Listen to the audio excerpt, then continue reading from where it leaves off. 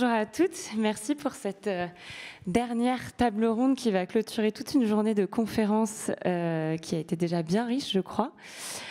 On va parler de deux mots qu'on a assez peu tendance à associer aujourd'hui, à savoir l'expérience client et l'éco-conception. On a plutôt tendance à parler d'éco-conception comme un levier pour finalement réduire l'impact carbone, pour réduire la charge cognitive des utilisateurs, un peu moins comme un levier pour améliorer les performances et pour améliorer l'expérience utilisateur.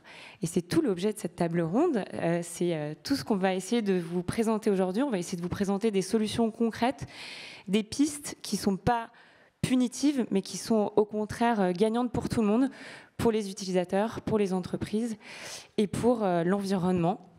Et donc, pour parler de tout ça, j'ai l'honneur d'être accompagnée de Sandrine Vissot-Kelleman, donc présidente de Razorfish France, bonjour, de Encarna Marquez, Chief Digital Officer de France Télévisions, bonjour, Xavier Merlin, membre du collège de l'ARCEP, et Mélie Larocque, Lead Service Designer de SNCF Connect et Tech et cofondatrice de l'association Designer Éthique.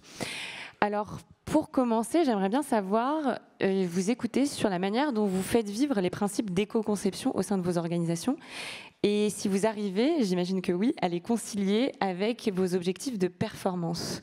Sandrine.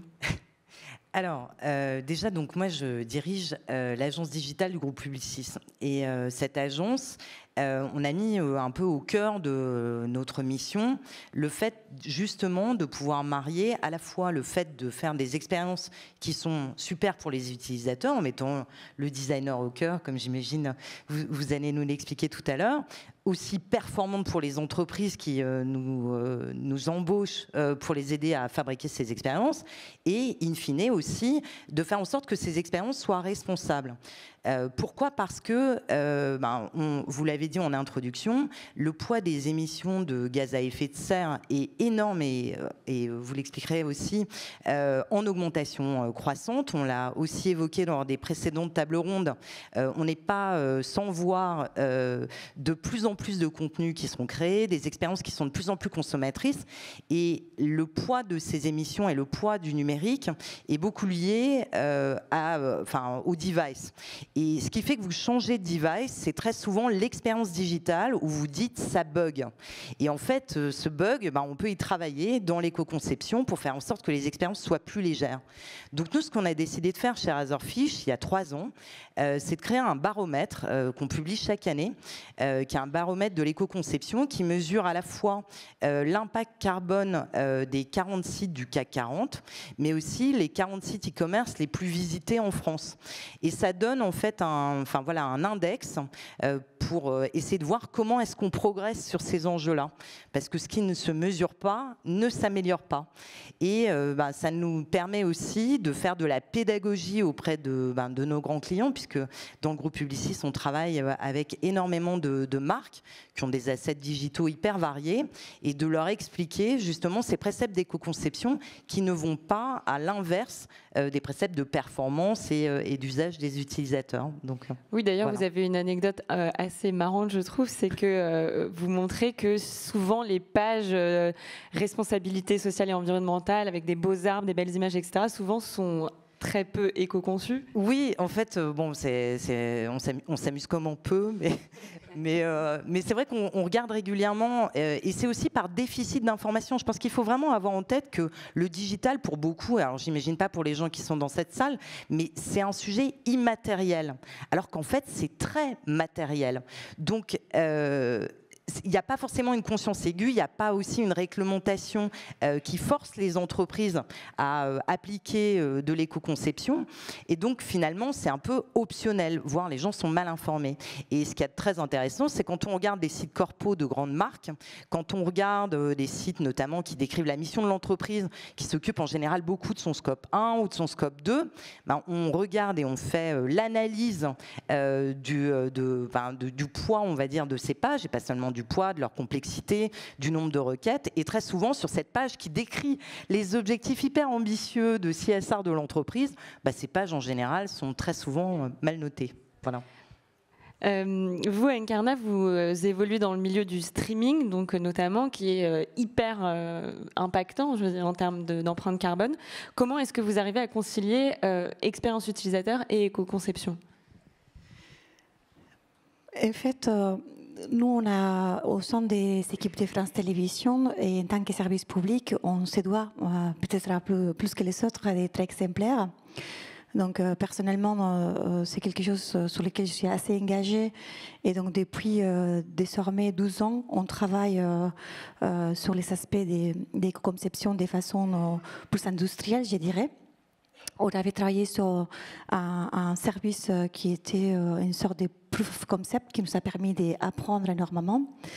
Et notamment dans ce produit qui n'est plus, dans cette site internet qui n'est plus disponible, on a travaillé tout un aspect graphique, parce que souvent quand on parle d'éco-conception, on imagine que c'est des aplats, que c'est pas beau, que ça n'a pas de style. Et on avait montré qu'on était capable de faire des choses avec beaucoup de personnalité, et tout en consommant peu. Donc à partir de ça, donc, on a commencé à travailler sur nos offres à faire, donc France.tv par exemple, ou l'offre au coût, qui est destinée aux enfants. Et du coup, on a formé l'ensemble des métiers, donc un peu comme disait Sandrine, parce que l'important, c'est que, pour répondre à votre question, c'est que pour moi, l'éco-conception ne doit pas venir a posteriori. Parce que quand tu penses l'expérience en amont avec, entre guillemets, les principes de l'éco-conception, bah, ton expérience, tu la penses avec les moyens dont tu disposes. Et du coup, c'est là où elle est plus optimale. Donc, je pense qu'Émilie va en parler de ça sur la partie graphique. Mais nous, du coup, quand on pense une expérience, on la pense déjà en sachant qu'elle doit être peu consommatrice en énergie.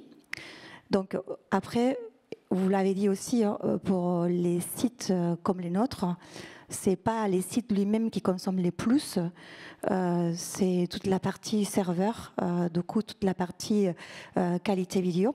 Et là, pareil, comment on peut combiner les deux, l'expérience, donc on antépose des choses.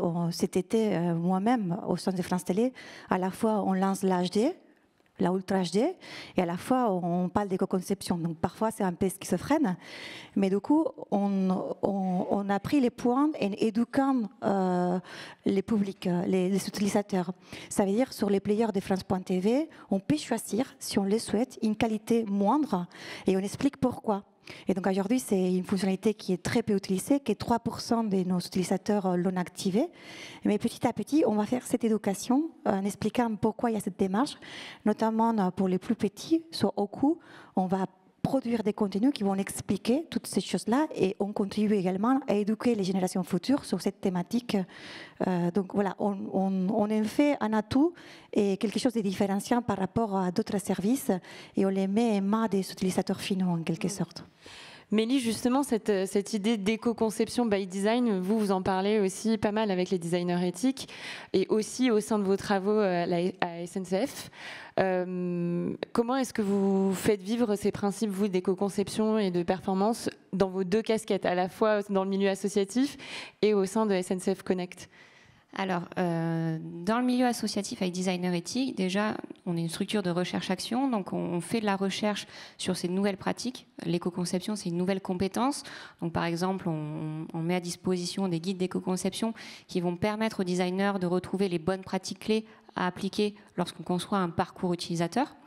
On fait aussi de la formation auprès d'entreprises et également des événements de sensibilisation pour sensibiliser sur ces questions d'impact environnemental, donc à la fois dans la conception, mais aussi sur les parties terminaux, consommation énergétique, data center, donc qu'on ait une vision aussi globale des enjeux et des impacts environnementaux et sociaux.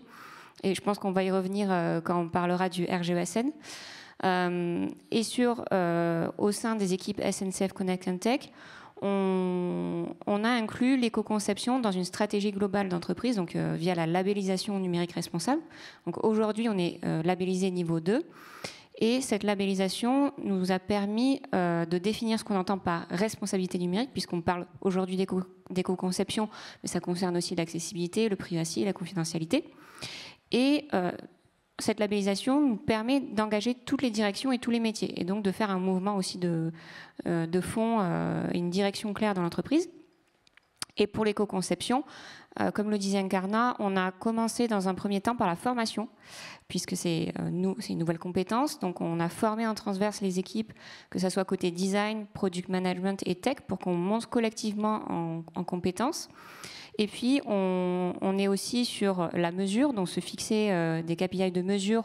On fait de la mesure notamment avec notre partenaire Green Inspector une fois par an pour mesurer en fait notre évolution et les bonnes pratiques qu'on a appliquées et le score d'EcoScore, pardon. Et enfin, pour terminer, c'est sur la partie projet. Donc l'éco-conception, ça nous demande de réadapter aussi les processus de conception, donc outiller les designers et les métiers du numérique, donc via des checklists éco-conception, en démocratisant l'usage du RGESN. Donc il faut créer de nouvelles instances, des reviews éco-conception, comme on le fait sur l'accessibilité, voire créer de nouveaux rôles comme des référents éco-conception. Donc nous, on est en cette étape d'outillage aussi au fur et à mesure. Oui, vous avez mentionné le RGESN. Justement, c'est donc l'ARCEP qui a publié il n'y a pas très longtemps un référentiel général de l'éco-conception pour les services numériques. Est-ce que vous essayez justement de mettre en avant cette notion de performance et d'expérience utilisateur? Parce que moi, comme ça, je me dis, bon, si c'est pour regarder une vidéo en moins bonne qualité, mon expérience, elle va être dégradée. Donc, comment est-ce qu'on peut faire passer le message que, non, en fait, ça peut être des solutions qui peuvent être bénéfiques pour tout le monde, y compris pour l'utilisateur, y compris pour les entreprises, et que, au contraire, ça peut être un levier de performance? Alors, juste avant de répondre à cette question, je vais peut-être expliquer pourquoi. D'abord, rappeler ce qu'est l'ARCEP, parce que ce n'est pas forcément connu dans cet environnement, et pourquoi on a fait ce référentiel, parce qu'a priori, ce n'est pas un objet immédiat pour l'ARCEP. Donc l'ARCEP, c'est, comme la presse l'appelle parfois, le gendarme des télécoms. Alors, pour le dire plus clairement, c'est l'autorité de régulation indépendante en charge du déploiement des infrastructures fixes mobiles, la fibre, la 4G, la 5G, pour que tout le monde, partout, ait accès au numérique. Depuis 5 ans, à cet objectif-là, on a rajouté l'objectif de numérique soutenable. Pourquoi? Parce que quand on a attribué les fréquences 5G en 2019, les décisions de l'ARCEP ont été attaquées par des associations environnementales au motif du fait qu'on allait encourager le déploiement d'objets connectés et qui allait avoir un impact environnemental négatif. Donc à partir de ce moment-là, l'ARCEP a intégré la dimension environnementale dans le développement des réseaux et dans le développement du numérique. La première action qu'on a faite, la première étape, c'est ce qui a été rappelé tout à l'heure, c'est mesurer. Pourquoi on a fait ça? Parce qu'il n'y avait pas de mesure globale, sérieuse, méthodique de l'impact environnemental du numérique. Il y avait des chiffres partiels, il y avait un peu de greenwashing ici ou là. Et donc, pour pouvoir commencer à traiter ce sujet sérieusement, parce que c'est un sujet compliqué, on a effectivement mesuré. On a fait une photo en 2020 qui disait qu'en gros, le numérique en France représentait 2,5% des gaz à effet de serre émis par la France et 10% de la consommation électrique. Et on a fait une projection à 30 ans, qui a été rappelée tout à l'heure. Si on ne fait rien, d'ici 30 ans, l'impact environnemental en termes de gaz à effet de serre est multiplié par 3 et en termes d'électricité par 2. Bon, ce constat, évidemment, il ne va pas du tout avec les accords de Paris. On n'est pas dans de la soutenabilité, donc on a réfléchi à ce qu'on pouvait faire pour accompagner le secteur. Et donc là, je réponds à la question. On a travaillé avec l'ADEME à essayer de développer un outil. Alors c'est un outil pour les services, alors que j'ai parlé d'infrastructure, ça peut paraître bizarre, mais ça ne l'est pas, parce qu'en fait, quand on regarde de manière plus détaillée l'impact environnemental du numérique, la majorité de l'impact provient des équipements. 80% de l'impact environnemental du numérique, c'est dans les téléphones, dans les ordinateurs, dans tout ce qui est hardware. Et l'intérêt du RGESN, c'est de fournir un outil pour les développeurs de services numériques, et je vais expliquer pourquoi et répondre à la question, parce que, par exemple, quand on prend la vidéo, c'est 60% du trafic Internet mondial, donc c'est sûr que si on diminue les codecs, si on réduit la résolution, etc., on va avoir un impact favorable du point de vue environnemental.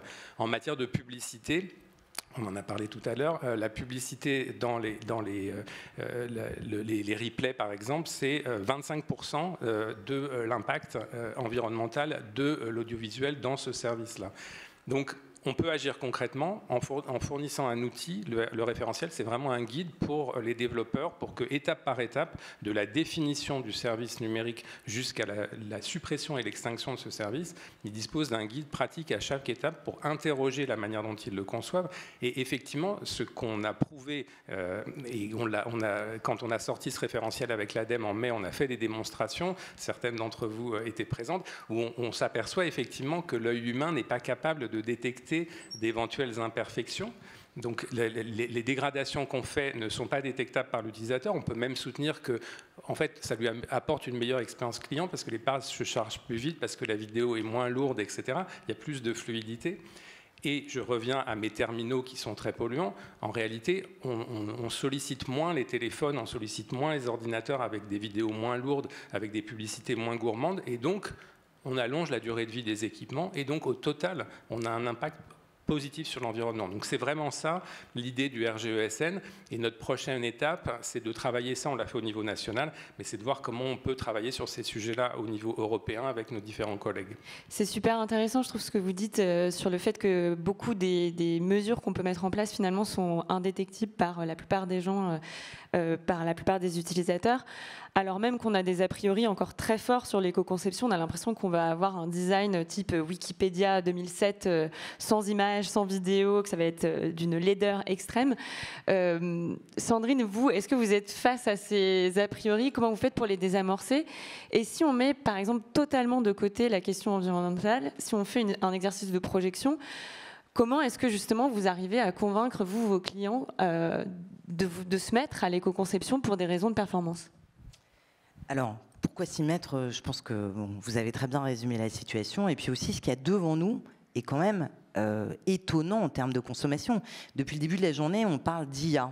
En fait, si on n'adresse pas déjà le sujet, l'IA, c'est une consommation exponentielle d'électricité. Je pense que vous avez peut-être aperçu les résultats du rapport annuel de Microsoft de l'année dernière, plus 30% de GES. Enfin, c'est incroyable.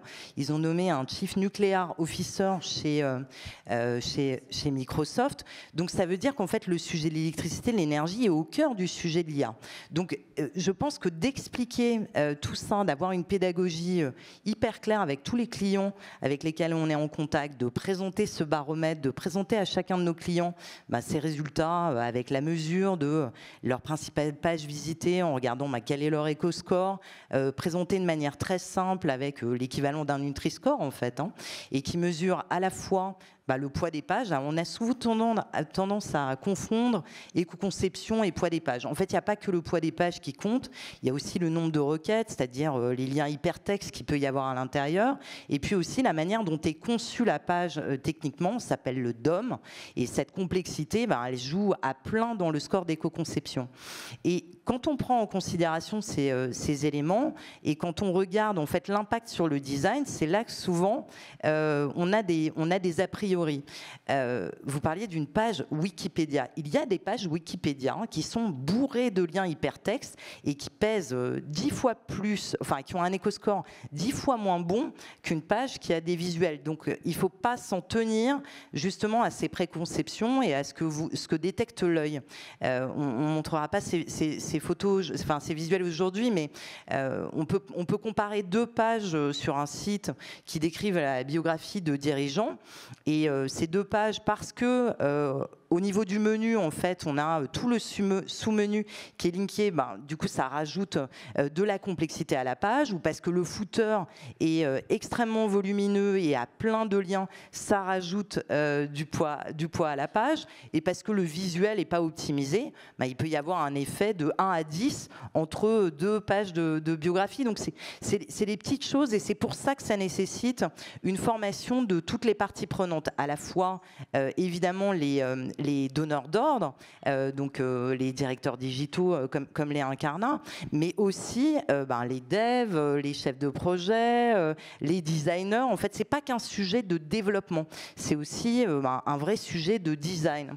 Et c'est tout à fait possible d'avoir un très beau design On n'est pas obligé d'avoir un site en noir et blanc pour qu'il soit éco-conçu, voire même, je pense qu'on a largement déconstruit ces dernières années cet a priori. Ça peut être un très beau design, on peut faire le choix de mettre de la vidéo et puis après de se dire, je rends la page moins complexe, je la développe de telle et telle manière.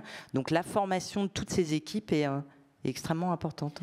Oui, ça c'est la préconception de se dire finalement c'est compliqué. Il y a d'une part l'éco-conception c'est moche, l'éco-conception c'est compliqué. Et du coup, quels seraient-vous vos conseils simples de bonnes pratiques là que des gens dans la salle pourraient mettre en place très facilement, très rapidement d'ici demain? Mélie.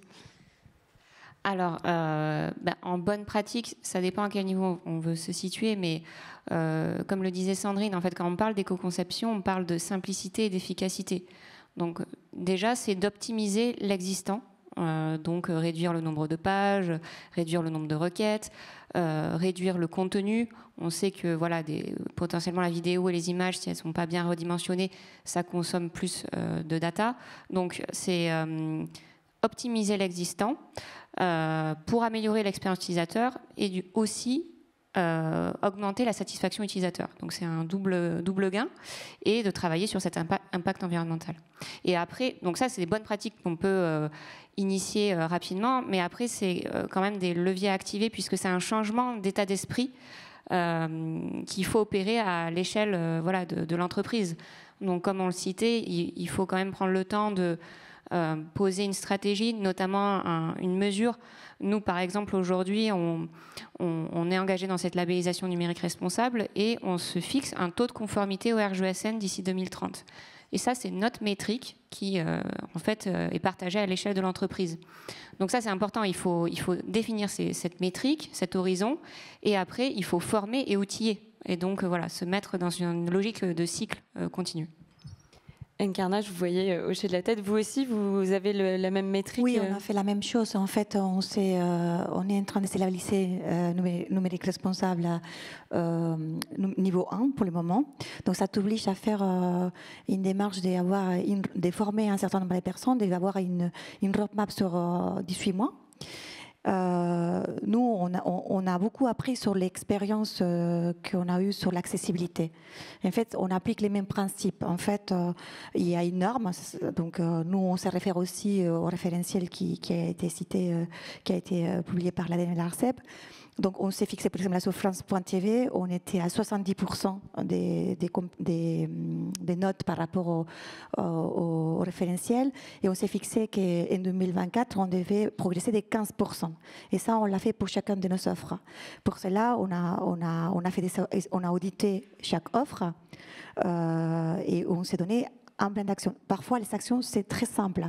Par exemple, sur France.tv, une des actions qu'on a mis en place et qui nous fait gagner des points déjà, c'est que quand on fait une recherche, au lieu de lancer les requêtes dès qu'on écrit quelques lettres, on finit les mots ou les deux mots et après on lance la requête.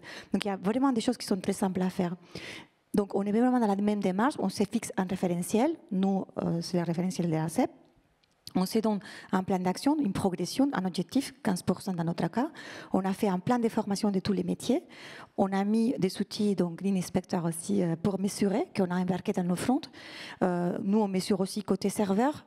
Donc vraiment, on mesure, on forme, on se donne un cap et on y va, par petits pas. En fait, il y a des choses qui sont simples. Je dirais que les pas plus importants, c'est donc avoir quelqu'un qui prend l'initiative, parce que dès qu'on commence à parler des labels, des plans d'action, tout le monde dit « Ah, mais c'est complexe, on va y arriver ». Donc, il faut quelqu'un qui a la volonté d'avancer. Dans ces cas-là, c'était moi. Et deux, après, un peu des moyens pour former les gens, parce qu'il ne faut pas lancer la chose si les différents métiers ne sont pas formés.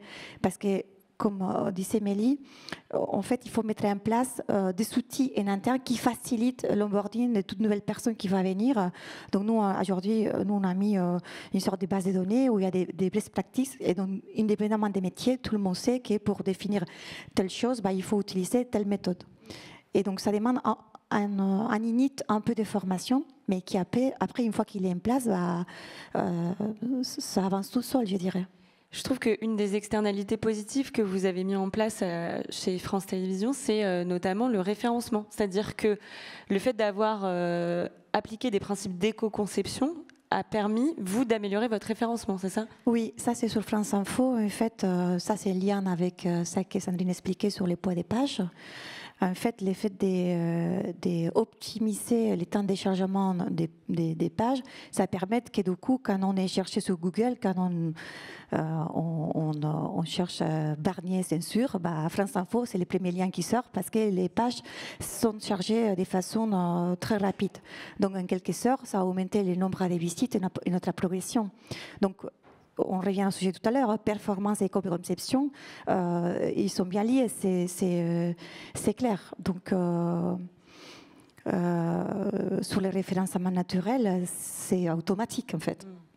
Mais du coup, on arrive à plusieurs contradictions potentielles, c'est-à-dire que si on augmente la performance de sites, par exemple, de e-commerce, si on éco-conçoit le site de Shein et que du coup, il surperforme et qu'il arrive premier dans le référencement, est-ce qu'on n'arrive pas à un paradoxe total de se dire, bon, ben, est-ce que c'est socialement souhaitable que ce site soit éco-conçu, ultra-performant et donc vendre plus, par exemple? Il faut appeler l'ADEME, là, non? Oui, là ça déborde le rôle de l'ARCEP, mais je pense que ce que ça montre en tous les cas, enfin, ce qui a été dit très bien tout à l'heure par Sandrine, c'est que c'est pas seulement souhaitable, mais c'est sans doute nécessaire maintenant que de réfléchir à cette éco-conception au moment où on a de l'intelligence artificielle.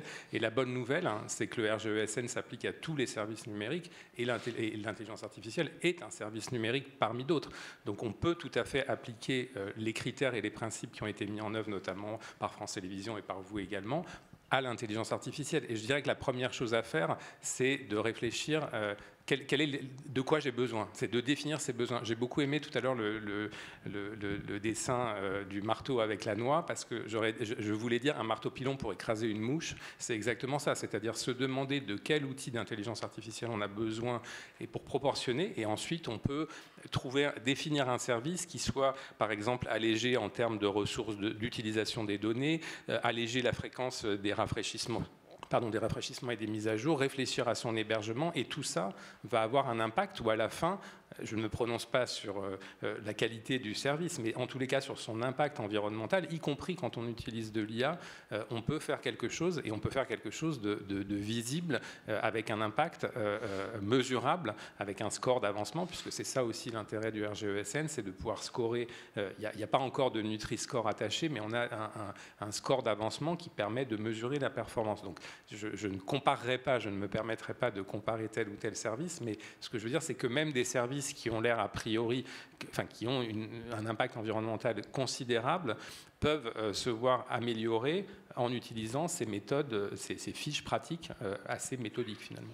Oui, parce qu'on a l'impression finalement que l'avènement de l'IA et le surdéveloppement de capacités IA aujourd'hui vient finalement percuter de plein fouet cette première vague d'éco-conception qu'il y a pu avoir. Est-ce que Sandrine, justement, vous par exemple, chez vos clients, vous voyez que c'est deux sujets qui rentrent complètement en contradiction ou pas? Oui, mais comme toujours, quand il y a une disruption technologique, il faut être en capacité d'expliquer.